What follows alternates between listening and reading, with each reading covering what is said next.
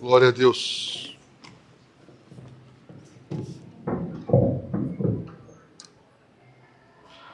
Amém.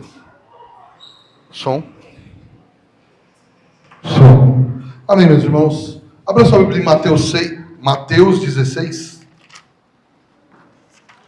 Nós ainda estamos falando sobre a volta do Senhor e hoje é a segunda mensagem sobre os sinais da volta do Senhor.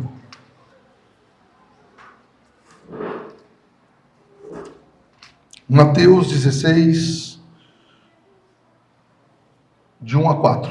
Se você puder acompanhar comigo. Se está com o celular, eu leio na NAA, tá bom? Diz assim: os fariseus e os saduceus se aproximaram de Jesus e, tentando, pediram-lhe que lhe mostrasse um sinal vindo do céu. Mas Jesus respondeu: chegada a tarde, vocês dizem, teremos tempo bom, porque o céu está avermelhado. E pela manhã, vocês dizem, hoje teremos tempestade, porque hoje o céu está de um vermelho sombrio. Na verdade, vocês sabem interpretar a aparência do céu.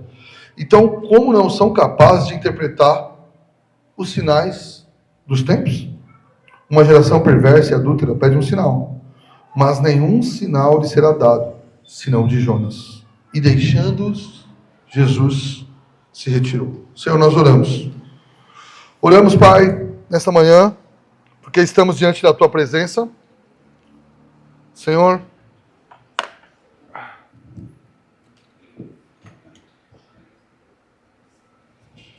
estamos diante de Ti, Pai, e por isso oramos.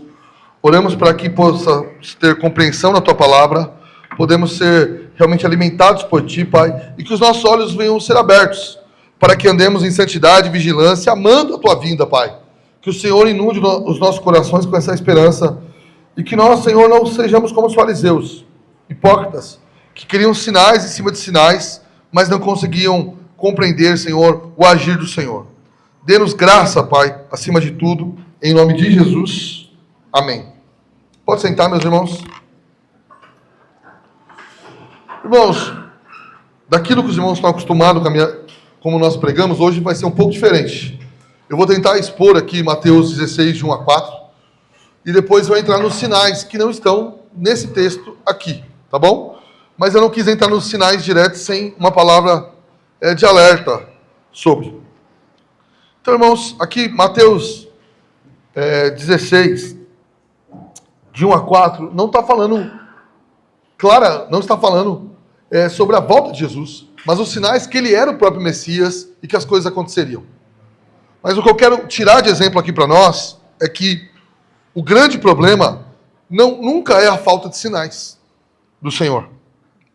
É a resistência do coração. Olha para esses homens. Eles queriam o quê? Um sinal. Então vamos pensar, o que a nossa mente muitas vezes imagina? Não, se certas pessoas verem certos sinais, eles serão transformados. Certo? Eles crerão. E Jesus diz que não. Jesus diz que não. Que pessoas veem sinais, e eles estavam diante de sinais que eles não conseguiam e não queriam compreender. Você sabe disso, irmão. Pessoas passaram por experiências, pessoas que você conhece, ou até você, que depois disseram, a partir de hoje, eu mudei, e isso não durou muito tempo. Essa é uma realidade. Um coração endurecido não é quebrantado por sinais. Um coração endurecido só é quebrado pelo poder do Espírito Santo. Momentaneamente parece que quebrou por sinal, mas ele volta a endurecer. Porque aquele êxtase, aquele momento daquilo que ele interpretou como um sinal, nem estou dizendo se foi um sinal para a vida dele ou não, passa e o endurecimento às vezes se torna maior do que era. Então ele diz o quê para esses homens? Vocês sabem interpretar os sinais do tempo. Hoje nós não precisamos interpretar porque tem meteorologia, né? Você entra lá no Google e coloca clima, tempo, Mauá. Sai os próximos 15 dias e se errar um dia nós fica bravo ainda. Um já se viu? Mas quantos sinais na nossa vida nós não sabemos interpretar? Às vezes um casal não sabe interpretar os sinais do próprio casamento que não vai bem.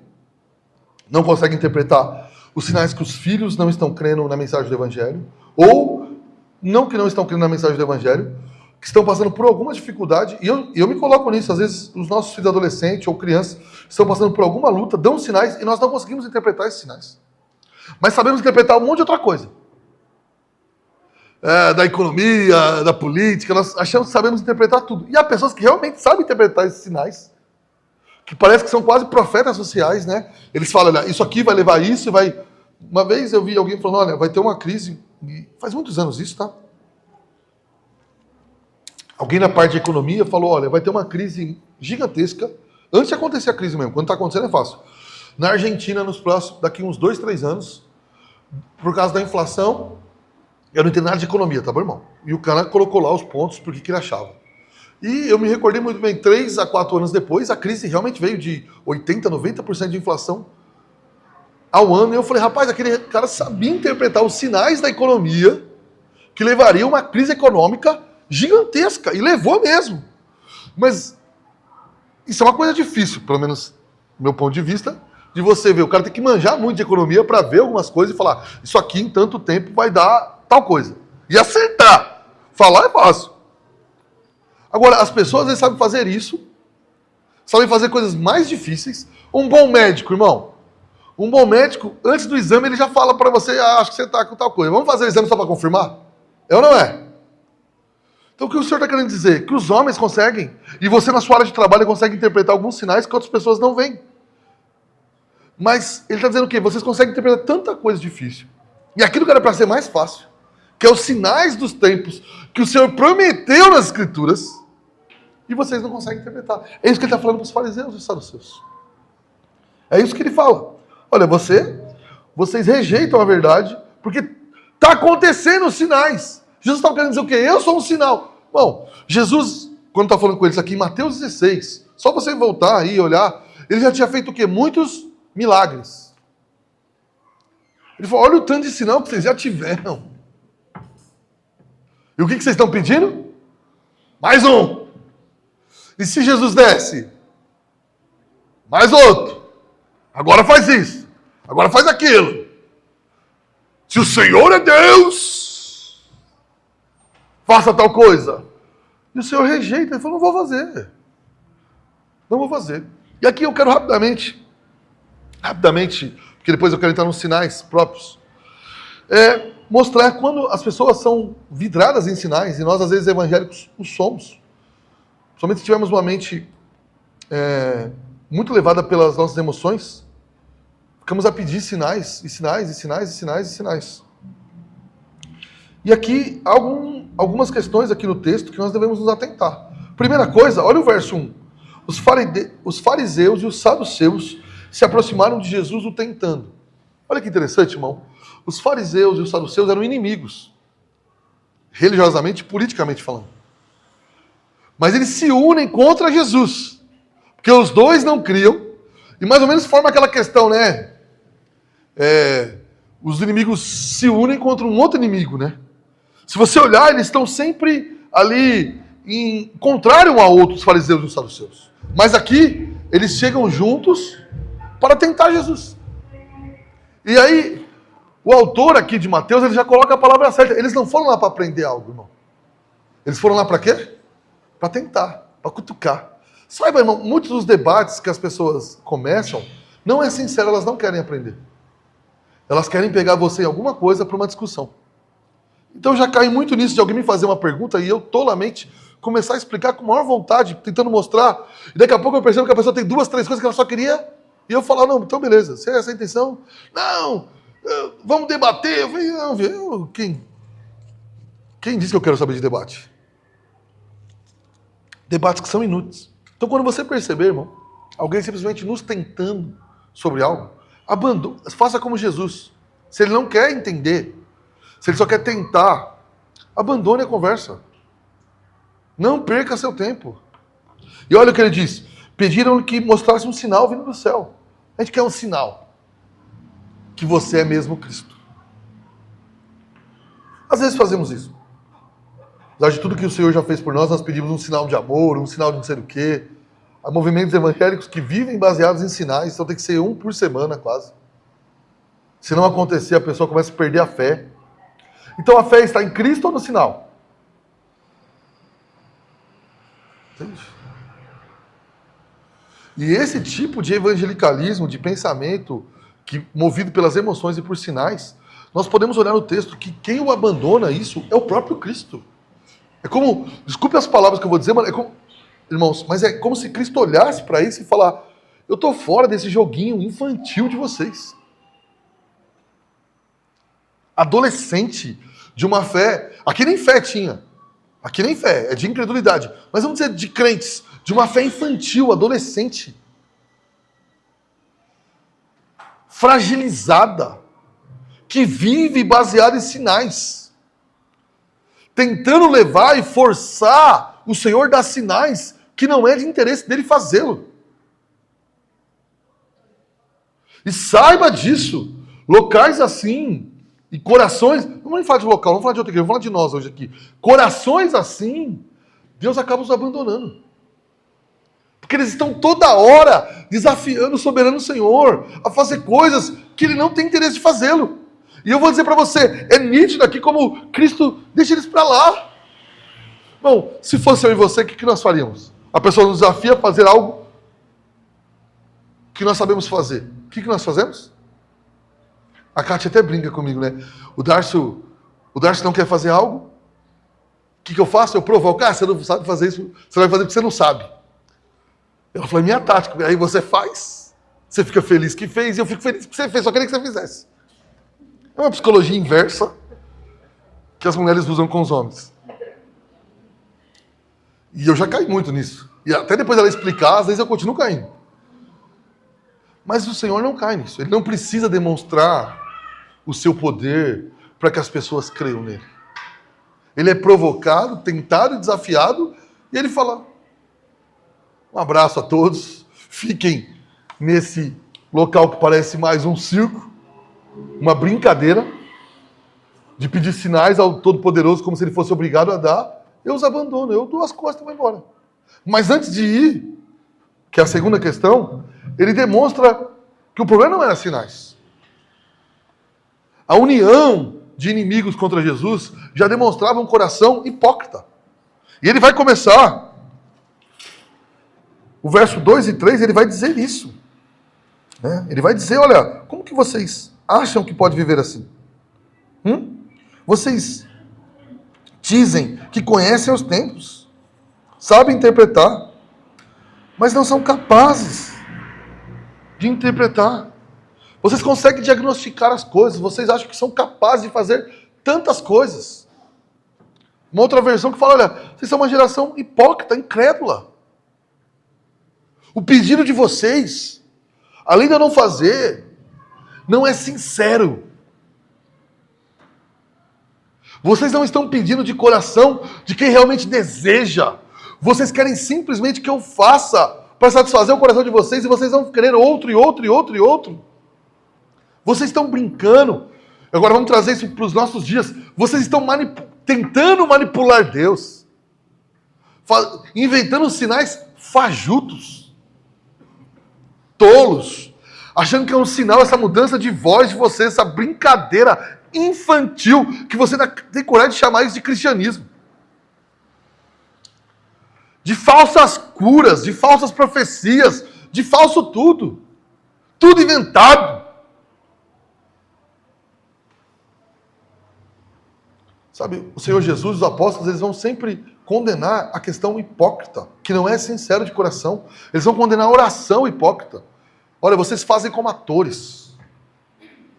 Há uma canção que eu gosto que fala, olha, aqueles que oram como atores, eles falam palavras que não são suas. Eles usam frases, máscaras decoradas. E aqui é tipo isso. Eles estão provocando por um sinal, não porque eles queriam crer, mas pelo prazer do desafio. É aquela pessoa que vai pedir um sinal agora e um sinal depois. Que está manipulando um relacionamento que nós muitas vezes aceitamos ser manipulados, mas o Senhor não aceita. Olha, vocês interpretam os tempos.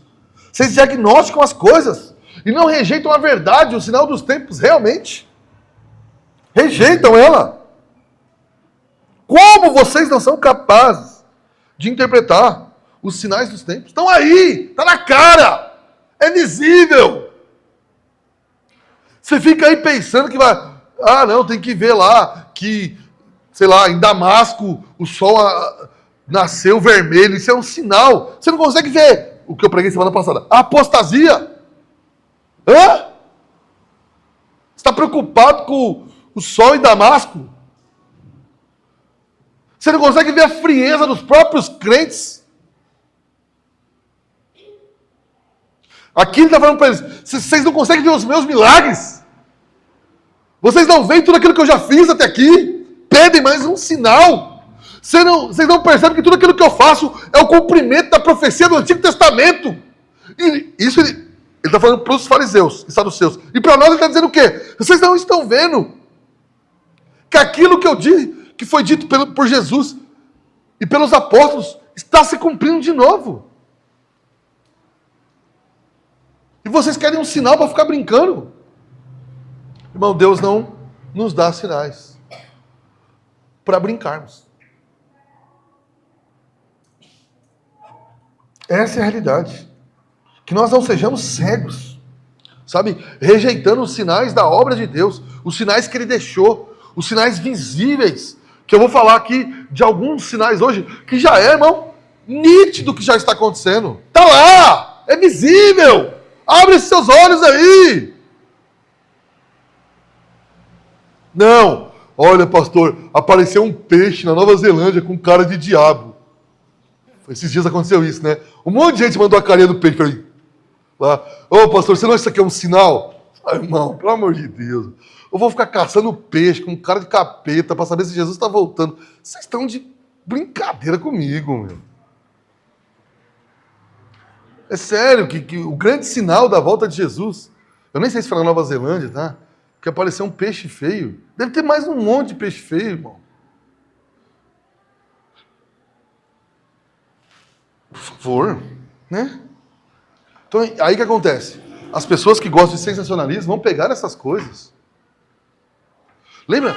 Acho que o Moisés, aí que é das antigas, mas o pastor Júnior vai lembrar bem que uma vez um cara colocou um microfone num buraco lá perto da Croácia, da Ucrânia, e escutava o barulho do inferno. Você lembra disso? Na Síria? Nós era besta demais, irmão. Nós acreditávamos em desenho. O cara foi cavando e saiu do inferno. Que coisa idiota, meu. Eu sou culpado, eu acreditei. Eu passei esse vídeo nos bagulhos que nós fazia. Eu sou um idiota, eu sei disso. Você também é. Irmão, você colocar um microfone num buraco, o vento vai parar. Não, acharam o inferno. O que mais? Isso aí é desenho que passava de manhã, o cara cavava e saia no inferno. Se voar, sai no céu. Olha assim.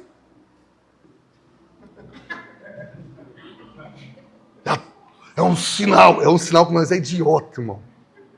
Esse é o sinal. Nós temos que parar de ver desenho e ler a Bíblia. Isso é um sinal grave.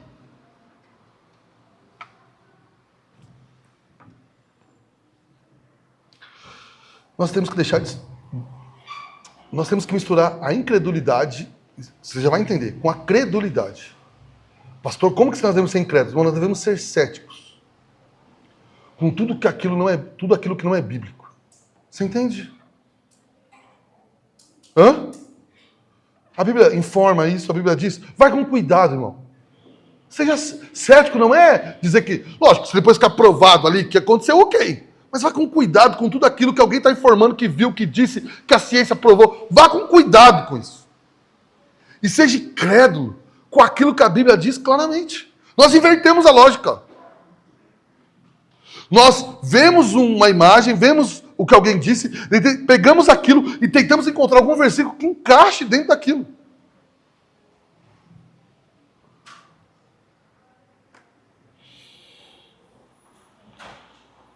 É isso que ele faz. Ele fala, olha, vocês sabem interpretar os sinais dos céus e não sabem interpretar os sinais dos tempos. Nós sabemos interpretar muita coisa, irmão. Eu e você. Estamos perdendo de interpretar os sinais da vinda de Jesus Cristo. Verso 4. E aí Jesus chuta o balde. Chama ele como? Olha, vocês bonzinhos que querem um sinal, eu vou... Não. Geração perversa e adúltera. E aqui, irmão, eu aplico isso aos crentes também. Aqueles que querem sinal toda hora. estão sendo perversos. Estão com o coração tentando provar coisas, tentando aparecer. Sabe, gente, não, se Deus está com a gente, vai acontecer tal coisa. Você está tentando provar algo que Deus não tem obrigação nenhuma de cumprir aquilo que está falando. E Ele não vai cumprir, e as pessoas vão fingir que algo aconteceu, então, para parecer que foi cumprido. Que torna aquilo tudo mais ridículo ainda. E Jesus chama isso como o quê? Uma geração perversa e adúltera. Adultera a palavra, adultera o coração, porque ele vive não baseado na fé em Jesus Cristo, mas vive baseado em acontecimentos que ele muitas vezes está tentando manipular para que eles aconteçam. E ele diz, uma geração perversa e adúltera, presta atenção no que ele vai dizer, pede um sinal, mas nenhum sinal será dado. Não vou dar nenhum. Apenas um. Qual? O sinal de Jonas. Qual que é o sinal de Jonas? Jonas ficou lá 3 dias no peixe e saiu de lá vivo. Esse sinal... Ele está falando que vai ter o mesmo sinal. Qual foi esse sinal, irmão? A morte e a... Deixa eu te falar uma coisa para você. Sabe qual que é o sinal que o incrédulo tem que acreditar para ser salvo? Não é, olha, eu orei que você ia arrumar um emprego em tal lugar e aconteceu o sinal. Não. O único sinal que é dado a essa geração, Jesus Cristo morreu, ressuscitou, vive está e vai voltar. Se você não crê nisso, você não é... você pode achar que o irmão fulano revelou tal coisa, por isso que você fez tal coisa, mas isso é tudo fraude.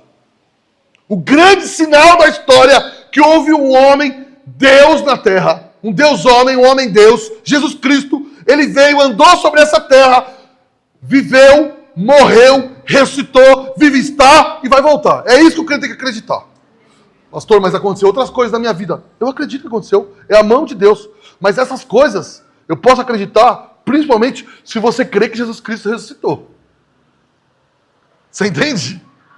Não me venha falar das suas experiências como se elas fossem as maiores coisas, quando a maior coisa, o maior acontecimento da história, e hoje no domingo de Páscoa, é muito bom dizer isso, é que Cristo ressuscitou. E não que a irmã adivinhou tal coisa na sua vida e agora você é feliz porque ela profetizou que ia acontecer e aconteceu. Não, vocês são crentes há muitos anos, nós já vimos certas profecias assim que parecem brincadeira, não é verdade? Eu estou chamando de profecia aqui, mas com um tom bem irônico. A Cátia estava grávida de Samuel, a irmã na igreja falou o seguinte, olha, vai ser um menino. Se não for, será uma menina. Sherlock Holmes entre nós aqui. Eu virei pra Cátia e falei, e eu esperando um dinossauro? A irmã ficou chateada, mas eu não perdi a piada, não. Eu falei, e eu achando que podia vir um animal. Pode vir um menino e uma menina, irmã. Impressionante. Parece brincadeira, irmão. Era a profeta da igreja. Se essa é a profeta da igreja, você imagina como é que era a loucura que essa igreja era.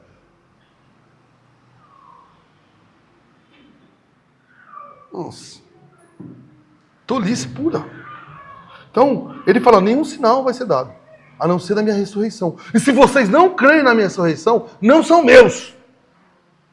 Não são. Irmão, o judeu não é convertido se ele não crê na ressurreição de Jesus Cristo. Você entendeu? Uma das coisas basilares, irmão, quando se fala de heresia, a maioria começa contra o quê? Contra a cristologia, contra a doutrina de Cristo. Aqueles que começam falando que Cristo não é eterno, vão terminar dizendo que ele não ressurgiu. Teve gente que há 10 anos atrás começaram a dar sinais de heresia. Hoje em dia estão dizendo que a ressurreição não é tão importante. Eles estão dizendo que não é importante para daqui 10 anos poder dizer que ela não aconteceu. Cristianismo, irmão, ele é baseado que Jesus Cristo ressuscitou. Um dia eu estava numa igreja, eu estava junto com a Cátia, visitando uma igreja, e o pastor disse o seguinte, olha, mesmo que Jesus Cristo não tivesse ressuscitado, eu ainda seria crente pela filosofia de vida. Teve gente que até aplaudiu, deu amém, eu olhei para a Cátia e falei, Paulo não concorda com isso. Paulo disse, olha, se Cristo não ressuscitou,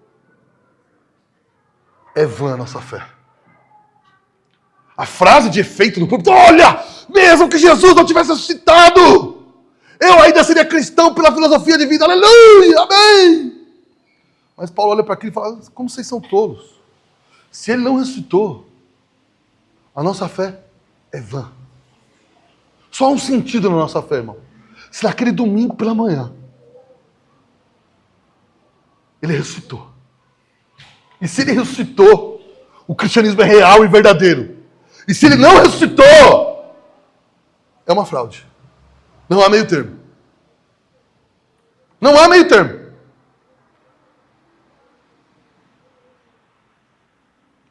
E olha só o que diz aqui, o final do verso 4. Jesus faz o que depois de dizer isso para eles? Deixando, retirou-se. Eu sei que aqui é uma retirada geográfica. É como se ele deixasse eles. Não quero mais conversar com vocês, porque a conversa aqui é tola. Mas há muitos movimentos cristãos, irmãos. Ou dito cristãos, que tentaram ir tanto pela questão dos sinais, que Jesus também os deixou. Jesus se retirou do meio deles. Vocês querem um show? Vocês querem esse cristianismo infantil? Então fiquem sós. Brinquem aí. Finja-se de cristão. Eu dou as costas para vocês e vou àqueles que realmente interpretam os meus sinais e me amam. Saiba disso, irmão. Se você ficar brincando com esse negócio de sinais o tempo inteiro, um dia Cristo nos deixará. Vocês estão brincando com o meu evangelho. Vocês estão chamando de sinal qualquer bobeirinha que vocês estão vendo aí. Estão chamando de profecia qualquer coisa idiota e colocando meu nome nesse meio. E aí as pessoas vão dizer que eu prometi e não fiz. Você acha que Jesus vai deixar isso assim, irmão?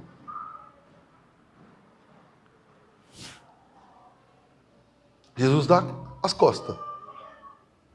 Pastor, nós fizemos isso em algum momento e Jesus não nos deu as costas. É verdade, irmão. É graça de Deus.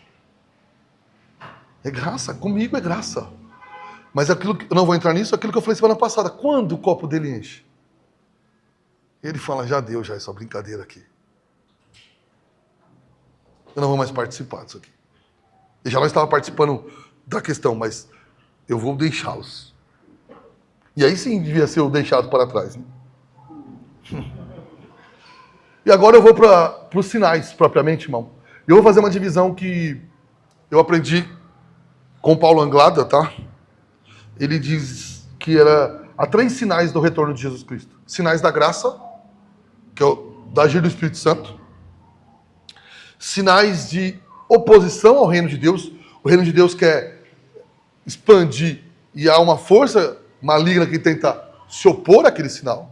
Então ele chama isso de um segundo sinal. A oposição ao reino de Deus.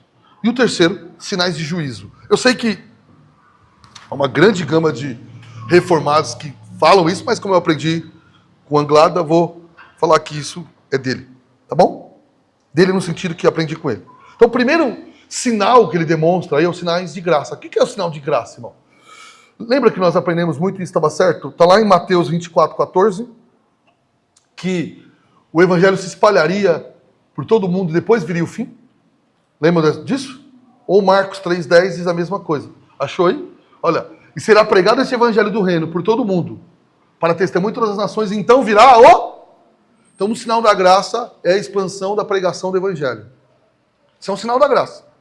Irmão, há locais, que eu não vou nem me estender tanto nisso, que nós achamos que nem existe o evangelho lá. Existe. Já dei esse exemplo várias vezes, mas eu vou dar mais uma vez, né? Que vai acontecer a mesma coisa com...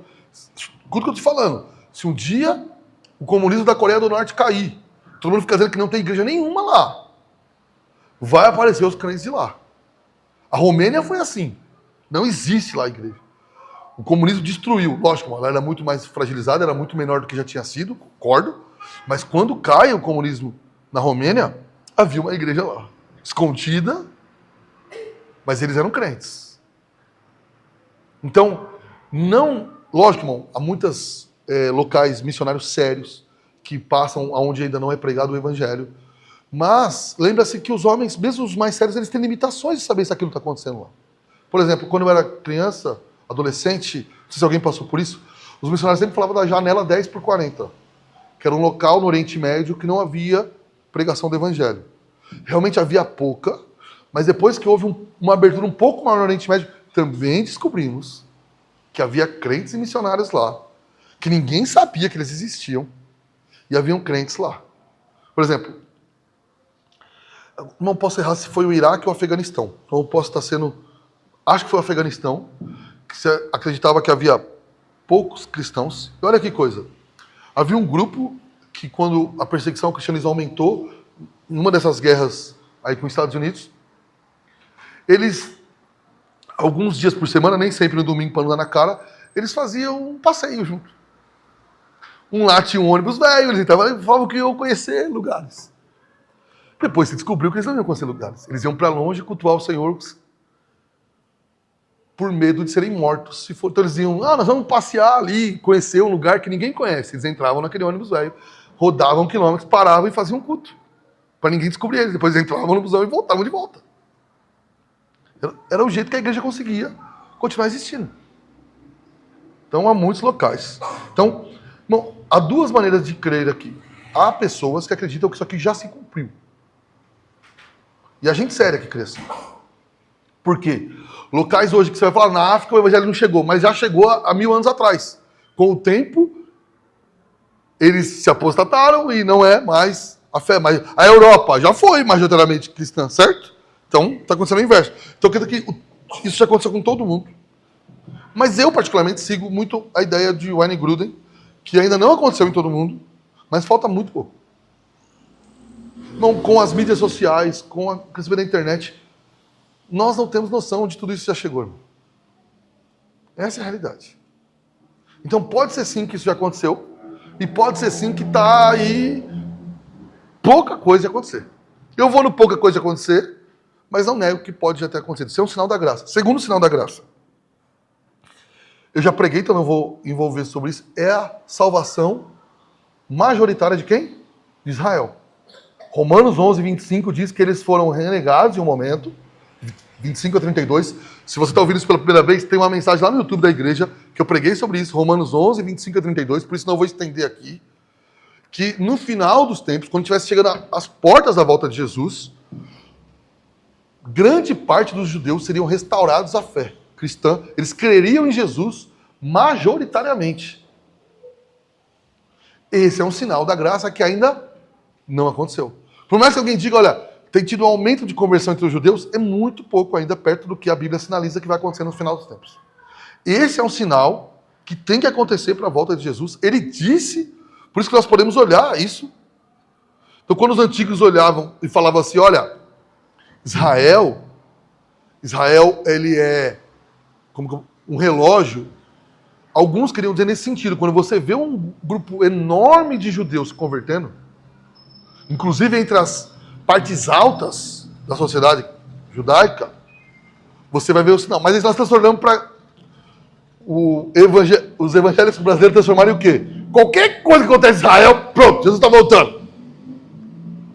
Mas o sinal maior é a conversão alta de judeus, que acontecerá quanto mais breve se aproxima a volta de Jesus. Então esses são os dois sinais da graça, tá? A pregação do evangelho pelo mundo todo e a restauração de Israel. Está lá em Romanos 11, 25 a 32, não vou ler aqui que já pregamos sobre isso, mas que quanto mais se aproxima, haverá uma salvação. Eles serão restaurados. Segundo tipo de sinais, irmão, sinais de oposição ao reino, de perseguição. Então alguns sinais. Primeiro, de perseguição. São sinais negativos que apontam para o sofrimento cristão. De gente sofrendo por causa do evangelho.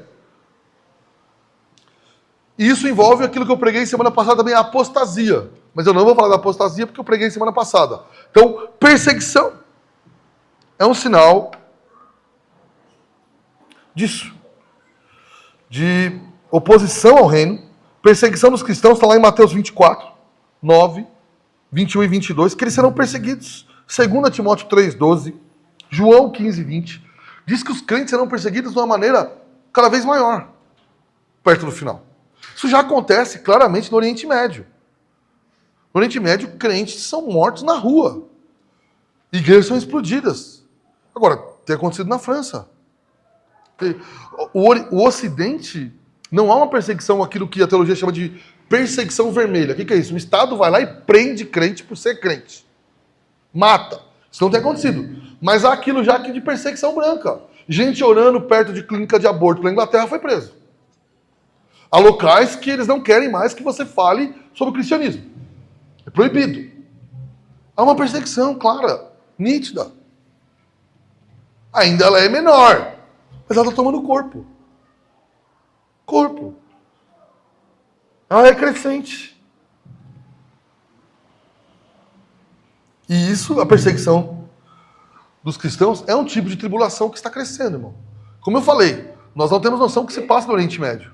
Não temos noção nenhuma de gente morta. Por exemplo, já falei lá em casa com os meus filhos, para minha esposa, no grupo da Convenção Batista Reformada, há um pastor que ele é missionário na Colômbia. E ele pede, assim, constantemente oração, porque o tráfico na Colômbia tem matado os pastores. Ele falou com um colega dele, pastor, na mesma cidade, foi morto na saída do culto. O pastor, a esposa e os 2 filhos, metralhados na saída do culto. Porque pessoas dizem que se convertem, vão para a igreja, querem abandonar, e eles resolveram matar os pastores que estão atrapalhando o trabalho deles. Na Colômbia.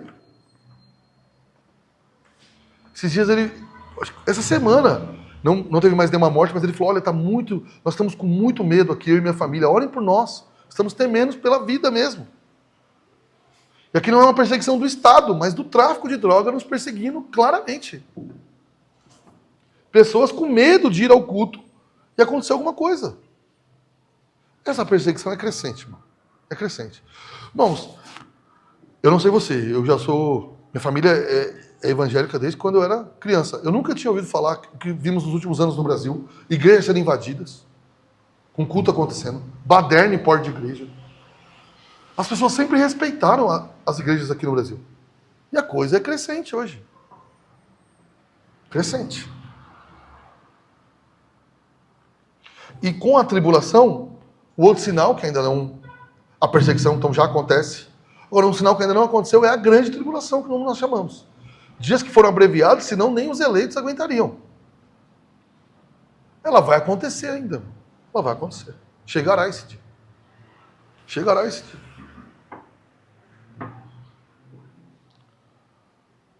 Junto com isso, que aí é sinal de oposição ao reino, mas é sinal de juízo ainda. Mas é sinal de oposição ao reino, é a aparição do anticristo. Segundo Tessalonicenses 2. Aparecerá o anticristo. Bom, o espírito do anticristo, o espírito da iniquidade já existe. Mas um dia aparecerá um homem que representará a liderança desse movimento. Toda vez que eu falo sobre isso, alguém me manda mensagem, pastor, será que o anticristo já nasceu? Então eu vou responder com certeza. Eu não sei. Sei, irmão. Se nasceu, se não nasceu. Então, desde que eu era garoto, eu escuto que ele já nasceu, ele já apareceu em reuniões. Então, se é verdade, ele deve estar com uns 90 anos para morrer. Se é desde a época que eu escuto, Daniel Mastral já enganava nós, já lá em 2001 já. Olha, eu conheci o anticristo. Então, um fake. Os anos passaram e não aconteceu. Então eu não sei. Mas será um homem. A Bíblia chama esse homem de muitas palavras. Ele é chamado de homem da iniquidade, filho da perdição, em Tessalonicenses. Abominável da desolação, em Daniel 9. Mateus 24:15. Jesus chama ele por esse nome, o abominável da desolação. Ele vai trazer completa tragédia ao mundo. Então, o Senhor o chama assim. Então, isso não aconteceu ainda, irmão. Há pessoas que falam, não vai ter o homem, vai ser só o espírito do anticristo. Não é o que a Bíblia diz. Chama ele como pessoa. Haverá uma pessoa que liderará isso. Pastor, como que diz que alguns crentes vão segui-lo? Irmão. Crente brasileiro idolatra político que não fez nada. Certo? Rouba nosso dinheiro. E os caras vão lá dizer, eu te amo, você é o nosso salvador. Você imagina quando ele resolver problema? Hã? O anticristo, irmão, imagina quando chegar alguém que vai pôr paz entre Israel e a Palestina. Irmão, se viesse alguém no Brasil que tapasse os buracos, nós já ia amar ele. É ou não é? Então você imagina que ele organize essa baderna. E tape os buracos. Você acha que isso não vai ser facilmente As igrejas se vendem aí para políticos que não fizeram nada. Você imagina alguém que fizer. Diminuir, pelo menos diminuir, não vou nem erradicar a fome no mundo, nos locais. Você acha que uma pessoa assim não vai ser idolatrada? Rapidamente. Rapidamente.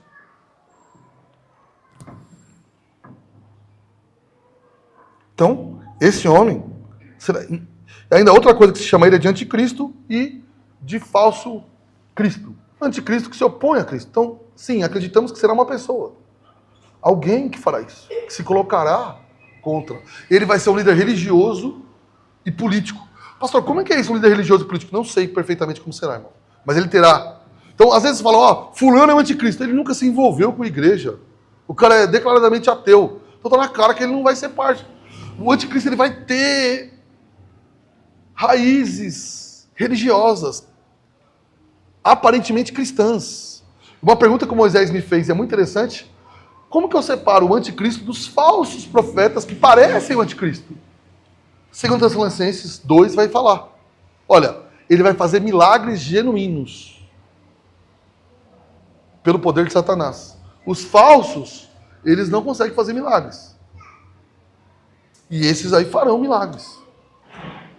Deus permitirá isso acontecer. E aqui já vai outro recado, né? Quem fica acreditando só em sinal, esse que vive pelo sinal do milagre, quando o anticristo fizer, vai fazer o quê? É ele! Tá aí o homem! Tá fazendo milagre! Então o anticristo será alguém que unirá engano religioso com poder político. Isso que ele fará. Por isso que a igreja deve rejeitar, irmão, os políticos se meterem nas questões da igreja. Sempre. Um político pode ser político e ser membro da igreja, mas aquele é um membro da igreja, ele não é um político. Você entendeu a diferença? Quanto mais a igreja se mete com isso, se envolve dando seu culto às políticas, ela está fazendo o papel do anticristo na terra. E por fim, os sinais de juízo.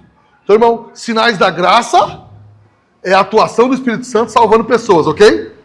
Sinais de oposição é o império das trevas resistindo ao reino de Deus, ok? Sinais de juízo é o quê? É Deus, não o diabo, trazendo juízo sobre os ímpios. Tem crente que acha que na grande tribulação as tragédias serão feitas por Satanás. Não. Aí é o juízo divino sobre a humanidade que rejeitou seu filho. Então nós chamamos de sinais de juízo. Guerra e rumores de guerra. Irmão, nos últimos 20 anos aumentou o número de guerras? Bom, acho que desde ali do Vietnã até os anos 2000 houve uma diminuída muito grande de guerras. Caiu o muro de Berlim, outras questões aconteceram no mundo, mas alguns acreditam que um pouco antes, mas para mim, na minha cabeça, eu posso estar errado, tá? Mas na minha cabeça, um dia que eu marquei, ali o mundo alterou a sua maneira de existir, foi o atentado do World Trade Center. Ali havia uma guerra declarada no mundo que nós ocidentais, covardes, ficamos fingindo que não existe. Desde aquele dia começou uma guerra entre o Islã contra o Ocidente e ela não parou mais. E ela só cresceu. O número de atentados aumentou absurdamente. Lógico, irmão, aquilo ali para mim marcou. Não sei o que foi aquele dia. Tem atentados antes, tem atentado em 70, 72. Eu sei que existe. Mas aquele dia a coisa explodiu muito mais rápido. E com isso, coisas que não tem nada a ver com o Islã. Países como Rússia e China em guerra com outros. Isso aumentou. Olha aí, irmão, a guerra na Ucrânia que diriam que ia durar meses. Estamos o quê? Em 3 anos? Acho que é isso, né? Batendo 3 anos. Todo mundo, não, nossa, a Rússia vai acabar com isso em 2 dias. E porque nós tínhamos cheio de teoria. Ninguém acertou nada. Tá aí até hoje, cara brigando. E com isso, já apareceram novas guerras. A China sobrevoa Hong Kong o tempo todo. Já tem outros lugares para ser invadido. É crise aqui na América do Sul, que a Venezuela falou que ia invadir algum lugar. Se bem que a Venezuela invadiu alguém, é sacanagem, né? Alguém fica com medo disso. Alguém lembra o país que eles falaram que ia invadir? Guiana Francesa, né? Ou só Guiana? Acho que só Guiana mesmo. Então, isso aumenta. Há uma tensão entre as maiores potências do mundo hoje. É nítido. Há uma tensão. Esse é um sinal que está acontecendo aos nossos olhos. Aumentou. Outra coisa, falou que as tragédias aumentariam. Bom, não acredite em mim. Entre lá no negócio lá de abalo sísmico no mundo, uma questão mundial, e pesquisa. Como aumentou os terremotos nos últimos 30 anos, 20 anos, 15 anos. Pode ir lá e ver como aumentou. Eu nem vou trazer os dados aqui, porque é só ficar gastando muito tempo. Vai lá, pesquisa na internet, pega uma questão séria lá de abalo sísmico mundial lá, você vai ver como é crescente, como isso aumentou. Fome. Por mais que o mundo ficou mais rico, a fome ainda persiste e aumenta. Peste. Tivemos a questão do Covid, mas perto do que virar, irmão, vai ser pouco. Você pega uma gripe espanhola, foi 1/3 do povo europeu que morreu. E cada vez que se aproxima, isso vai acontecer. Isso é sinal de juízo de Deus. Porque eles rejeitaram o Evangelho. Catástrofes naturais. Entendeu? Isso vai aumentar. Desordens sociais com tudo isso. Porque, irmão, o dia que tiver uma crise ainda maior de pestes, junto com terremotos, você imagina o que vai acontecer? A inflação explodindo. Os alimentos ficando caros. O dinheiro não valendo nada.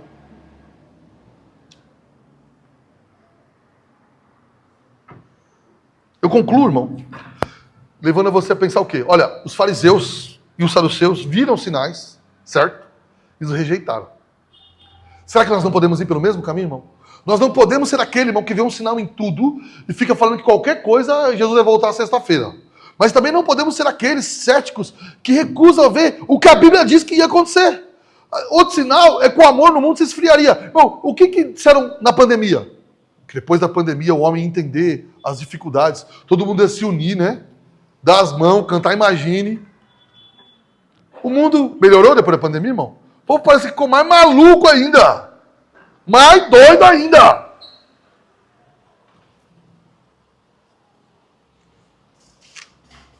Esse é um outro sinal. Então, muitos hoje ignoram os sinais. Uns veem sinais onde não tem. Já outros ignoram os sinais, claro. E ficam só esperando novidades. Alguém na internet dizer alguma coisa, para então se alertar. Irmãos, tudo isso já acontece no mundo. E está crescendo. Ou nós abrimos os olhos. Então eu estou querendo dizer que daqui 5, 6 anos Jesus Cristo vai voltar? Eu não sei, irmão, não sei. Mas uma coisa é clara. Se o Senhor não intervir com avivamento, grande conversão, como ele já fez outrora, por exemplo, na reforma protestante, a coisa aí é muito mal. E Deus usou a reforma para restaurar. Mas se o Senhor não fizer isso, virá o fim, irmão. Estamos próximos. É um mundo de doido com arma nuclear que pode acabar rapidamente com o mundo. É um fato. Agora, Deus pode mudar tudo. Não os planos dele, mas os planos dos homens, eu estou dizendo. Trazer um avivamento, gente convertida e a coisa diminuir. Pode. Já fez isso outrora. Eu não sei o que ele vai fazer. Bom, essas questões trans, tudo que nós estamos vendo, essa loucura crescente, você não percebe que é um sinal? As pessoas estão adoentadas. É gente dizendo que é animal.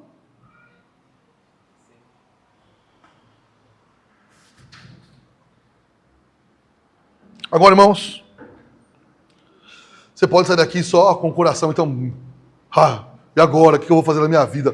Não vou mais estudar, não vou trabalhar. Não. O Senhor disse que nós temos que continuar vivendo. Pode fazer faculdade, pode comprar. Enquanto não chegar o dia, nós não sabemos o dia. Faz isso não. E aí eu termino lendo 2 Tessalonicenses 2. Vamos lá comigo? 2 Tessalonicenses 2. Vai lá. E eu vou encerrar com isso.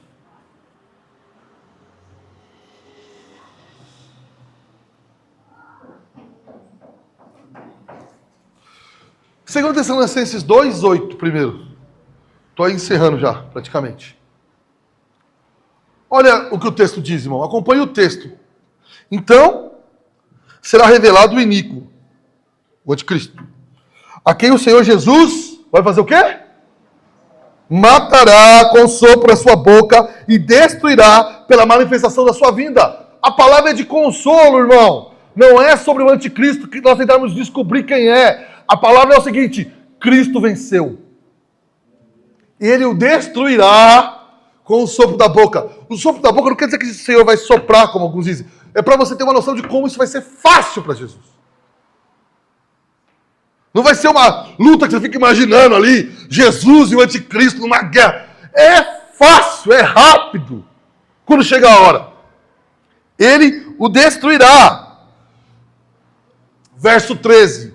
Olha como Paulo conclui depois de falar do anticristo. Vê se o tom dele é de medo e desespero. Verso 13 é a conclusão do que ele ensinou sobre o homem da iniquidade e a vida do Senhor. Verso 13, 14, 15, acho que até o 17. Olha, mas devemos sempre, irmãos, dar graça. Ele está dizendo que agradeça a Deus por vocês, irmãos, amados pelo Senhor, porque Deus os escolheu desde o princípio para a salvação. Ele está querendo dizer o quê? Não foque no anticristo. Alegre seu coração, porque Deus os escolheu para a salvação e não para a perdição. O seu foco não é o anticristo. O seu foco é quando ele voltar. Para você está resolvido. Ele escolheu para a salvação e não para a perdição. Ah, o anticristo é o Trump, é o Elon Musk, é o quem mais? Hã? Não vamos acertar, não sabemos quem é, mas sabemos de uma coisa. Eu nem estou dizendo que esses dois não, irmão. Só brinquei porque é as loucuras da internet. Ele falou, vocês deviam se alegrar quando o anticristo aparecer. Porque é a chegada da salvação de vocês. Porque ele escolheu vocês para salvação. Verso 14. Foi para isso que também Deus os chamou mediante ao nosso evangelho. Para que vocês fiquem com medo do anticristo? Não. Para que vocês alcancem a glória de nosso Senhor Jesus Cristo. Verso 15. Assim, pois, irmão, essa é a mensagem para nós. Quanto mais o dia se aproxima, fiquem firmes. Guardem as tradições que foram ensinadas, seja por palavra, seja por carta. Nós não fomos ensinados por palavra por Paulo, certo? Não temos tradição oral, ok? Então ele está querendo dizer o que para nós? Fiquem firmes como? Guarde a palavra no coração. Quanto mais se aproxima o dia, mais alguns falsos crentes darão lugar à palavra de Deus. E a palavra de Deus, estou falando da Bíblia. E ligarão para sinais seus sentimentos. Mas os crentes, quanto mais o dia se aproxima, fiquem firmes na palavra do Senhor. Creiam na palavra dele. E não nos homens. Verso 16. Que o próprio Jesus Cristo, nosso Senhor, e Deus nosso Pai, que nos amou e nos deu eterna consolação e boa esperança. Ele nos deu o quê, irmão? Eterna consolação e boa esperança. Não é para ficarmos aí morrendo de medo do fim. E boa esperança pela graça. E ele repete o que ele falou em 1 Tessalonicenses 2 vezes. Console o coração de vocês e os fortaleça em toda boa obra e palavra. Ele está dizendo o seguinte, eu falei do anticristo que vai acontecer, mas eu espero que vocês façam o que com isso? Temam, fiquem com medo, passem horas no YouTube tentando descobrir quem é o anticristo e errem miseravelmente. Não! Eu quero que vocês olhem para isso e se consolem, porque quando esse dia chegar, a salvação de vocês está perto e vocês deviam se alegrar. É para consolo que foi escrito, não para desespero. Lembre-se, quando nós fazemos escatologia, quando nós falamos dos sinais do fim, em termos trágicos, irmão, que só amedrontam as pessoas, não é o tom das escrituras para o crente. É para o ímpio. Para o ímpio é dia de juízo. Acabou. Não tem mais chance. Agora para o crente, toda vez que Paulo fala do fim, ele termina falando o quê? Console uns aos outros com isso. Console! Uma pregação aos crentes que só traz medo do fim é o tom errado para falar minimamente. O tom paulino, o tom de Jesus Cristo é console uns aos outros. Cristo voltará. E quando ele voltar, ele vai vencer todos os inimigos com o sopro da boca. Eu amava aquele hino antigo que cantava Eu Quero Estar com Cristo. Hoje em dia as músicas são mais afeminadas, né? Lindo, lindo, lindo, lindo. 180 vezes falando lindo. Eu sei que ele é lindo, irmão, mas ele é vencedor, guerreiro. Nossos filhos deviam cantar mais essas coisas. Eu amava quando criança, falava, olha, eu quero estar com Cristo quando a luta se travar. Não é que eu vou guerrear junto, não, irmão. Só aprendi isso mais velho. É ele que vai vencer com o sopro da boca, mas eu vou estar junto com ele. Essa é a nossa esperança. Essa, na realidade, é a nossa única esperança. A vitória triunfal de Cristo. A mensagem do fim dos tempos é uma só, irmão. O Cordeiro venceu. É o triunfo do Cordeiro. Hoje, um domingo de Páscoa, é essa a mensagem. Quando ele ressuscita, a mensagem é: Cristo venceu. Venceu a morte. E no fim dos tempos, vencerá todos os seus inimigos. E nos levará para a eternidade. Então, irmão, permaneçam firmes na palavra. Algumas aplicações finais. Irmão, pare de pedir sinais e comece a obedecer a palavra e conhecer a palavra de Deus. Menos sinais, mais palavras seria um bom resumo. Segunda coisa, aprenda a discernir os tempos com olhos espirituais. Não veja sinais em tudo, mas não negue os sinais que a Bíblia nos ensina. Não negue. Quando você vê perseguição no mundo, quando você vê apostasia, quando você vê guerras, terremotos, que você possa olhar para aquilo e dizer: está chegando o tempo. Jonathan Edwards, quando ele era pastor em Northampton, houve um terremoto na cidade. E até alguns da igreja sofreram com o terremoto. E aí ele foi e pregou domingo sobre isso. E ele disse: eu não sei se Cristo está voltando. Mas ele falou a seguinte frase: cada morte, cada terremoto é um galo cantando para os crentes. Como cantou a Pedro. Cada tragédia nesse mundo devia nos fazer olhar para Cristo e dizer: eu vou ajustar minha vida. Irmão, quantos aqui reconhecem que tem visto sinais no final dos tempos? Você reconhece isso? Então, irmão, cada sinal do final do tempo é o galo cantando para Pedro, para você. Ajuste sua vida, porque Cristo voltará. Essa é a realidade. Cristo retornará, irmão. Quanto mais esse mundo estiver em colapso, quanto mais zombarem da nossa fé, mais perto está o nosso Senhor. E essa é a nossa alegria. Vamos ficar de pé, meus irmãos? Vamos cantar aquela música da Linda Pátria?